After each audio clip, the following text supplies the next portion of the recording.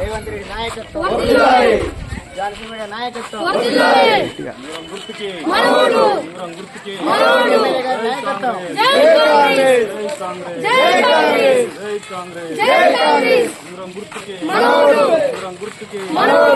అయ్యావుల కళావతి ఉంగరం గుర్తుకు ఓటేయాలి.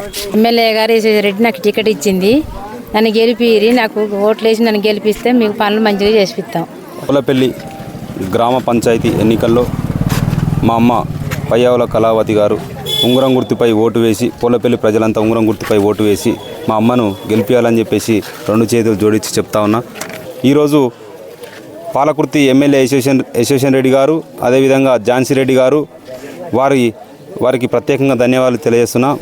మా అమ్మకు కాంగ్రెస్ పార్టీ టికెట్ ఇచ్చినందుకు వారికి ధన్యవాదాలు తెలియజేస్తూ, పూలపల్లిలో డ్రైనేజీ సమస్య, రోడ్లు సమస్యలు ఉన్నాయి. అవి గెలవగానే 6 నెలల్లో పూర్తి చేస్తా అని చెప్పేసి పూలపల్లి ప్రజలందరికీ హామీ ఇవ్వడం జరిగింది.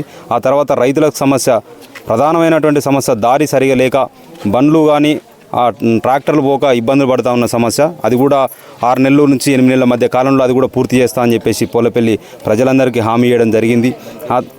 కుంటకట్ట నుంచి కుకుడుబాయి దాకా ఉన్నటువంటి ఆ సమస్యను, ప్రధానమైన సమస్యను 6 నుంచి 8 నెలల కాలంలో నా సొంత డబ్బులు పెట్టి చేస్తా అని చెప్పేసి ప్రజలందరికీ హామీ ఇవ్వడం జరిగింది.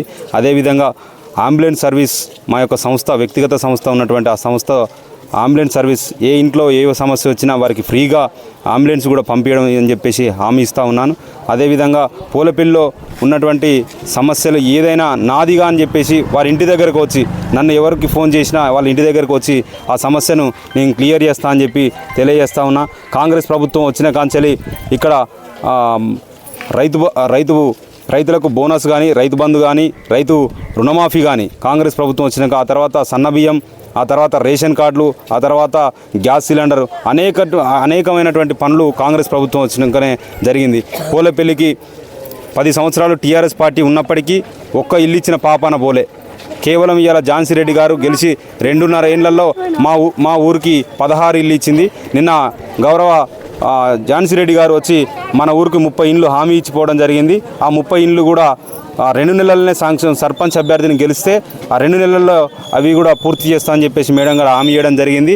ఆ తర్వాత గవర్నమెంటు ప్రభుత్వం నుంచి వచ్చేటువంటి పథకాలు పార్టీలకు అతీతంగా ప్రజలకైతే ఎవరైతే అర్హులై ఉంటారో వారందరికీ కూడా పార్టీతోటి సంబంధం లేకుండా మేము ఇల్లు పెట్టడం జరిగింది ఇంతకుముందు.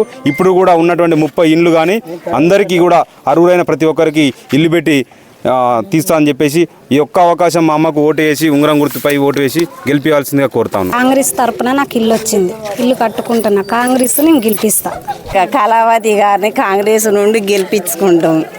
ఉంగరం గుర్తును గెలిపించుకుంటే మాకు ప్రవీణ్ అయినా కళావతి అయినా చాలా పనులు చేయగలిగే దమ్ము ఉంది, వాళ్ళకి అంత సత్తా ఉంది. వాళ్ళని మేము గెలిపించుకునే బాధ్యతలనే మేము ఉన్నాము. చీరలు ఇచ్చింది, రేషన్ కార్డులు ఇచ్చింది, బస్సు ఫ్రీ ఇచ్చింది, సన్న బియ్యం ఇచ్చినాయి, బస్సు ఫ్రీ ఇచ్చింది. ప్రభుత్వంలో అన్ని మన మహిళలకు జరిగే అన్ని ఫ్రీగా జరుగుతున్నాయి. మా పూలపల్లి నుంచొని పయ్యాల కళావతిని ఉంగరం గుర్తుకు గెలిపించుకోవాలి. కళావతి గారికి ఉంగరం గుర్తుకు ఓటేస్తాం. నాకు ఇంద్రమ్మ ఇల్లు వచ్చింది, ఇంద్రమ్మ ఇల్లు యశోషన్ రెడ్డిని గెలిపించుకున్నాము. ఇప్పుడు ఈసారి కూడా మా కళావతి ఉంగరం గుర్తుకు పక్కా కాంగ్రెస్ పార్టీ తరఫున గెలిపిస్తాం, పక్కా సిద్ధం ఉన్నాం. ఝాన్సీ మేడానికి, మన ఎమ్మెల్యే గారు యశోషన్ రెడ్డికి ప్రత్యేక ధన్యవాదాలు. నిన్న 16 ఇండ్లు ఇవ్వడం కూడా జరిగింది. మళ్ళీ ఒక 30 ఇండ్లు కూడా ఇస్తా నిన్న హామీ ఇచ్చింది. ఉంగరం గుర్తు కళావతిని గెలిపించుకోవడానికి సిద్ధంగా ఉన్నాం. అమూలైన ఓటు ఉంగరం గుర్తుపై వేసి గ్రామ ప్రజలు గెలిపేయాలని కోరుచున్నాం.